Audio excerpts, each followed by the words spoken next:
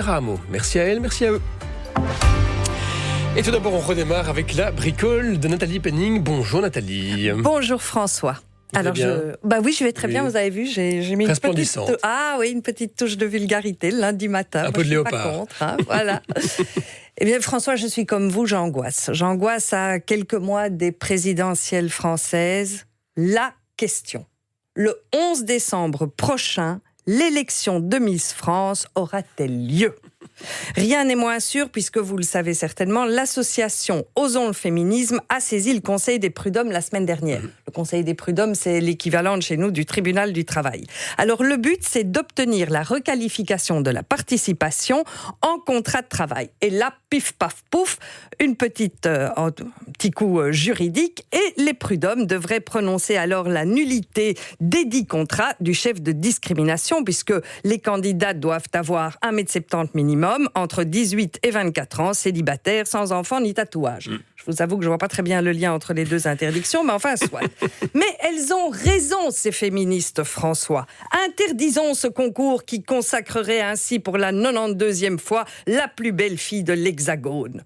Sauvons ces malheureuses créatures au physique avenant qui sont majeures et qui, rappelons-le, se sont inscrites librement en parfaite connaissance de cause. Ramenons dans le droit chemin ces brebis égarées qui ont décidé d'elles-mêmes de danser sur le dernier tube de Mika en tenue de leur région. Oui, secourons Miss Auvergne, blanche comme un bidet, qui chaque année, pas de chance, se retrouve coiffée au poteau par Miss Tahiti, qui, elle, a la chance d'avoir la peau dorée comme une crisprole et dont chaque dent rappelle que les berres du Sud pullulent de perles.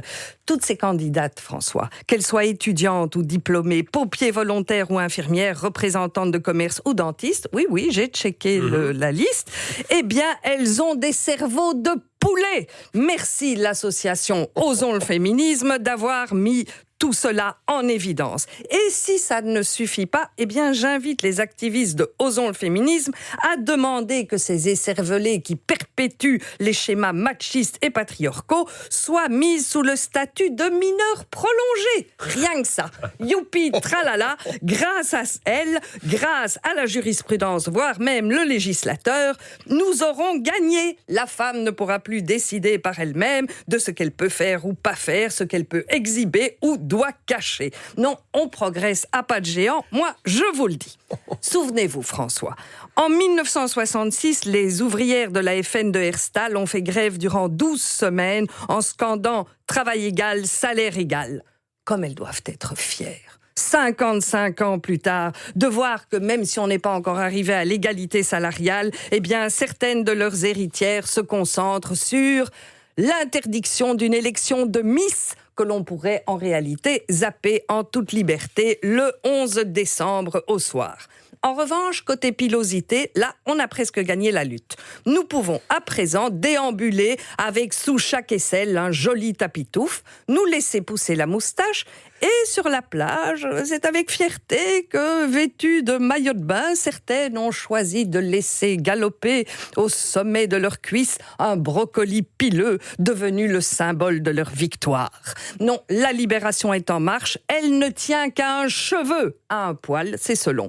Eh bien moi, le 11 décembre, monsieur Heureux, je regarderai Capitaine Merlot et sa chapka en lambeaux, ou la 48e diffusion de Colombo qui parle toujours de sa femme sans jamais la montrer. Vous savez, François, combien il y a eu d'épisodes de Colombo ? Il doit y en avoir beaucoup, une bonne centaine au moins. Eh bien, pas du tout. Il y en a eu 69. Ah oui, bon, d'accord, 69. Voilà, oui. Et c'est vous dire combien, en toute discrétion, Madame Colombo est restée souple.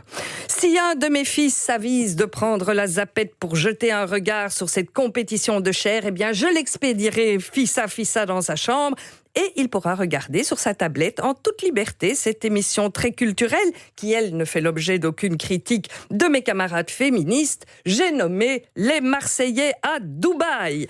Et grâce aux Marseillais, il découvrira que certaines jeunes femmes ambitionnent de devenir influenceuses sur le net, cuisinent des tacos perchés sur des chaussures à plateforme et avec comme seul vêtement un string doré dont la ficelle a disparu par un tour de magie dans le pli fessier.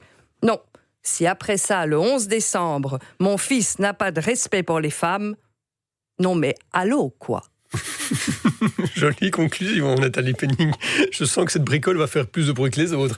Merci beaucoup, vous étiez en forme ce matin. On vous retrouve sur ovio.be et dans quelques instants, on repasse à du sérieux avec cette nouvelle vague de Covid qui revient également en une de la presse.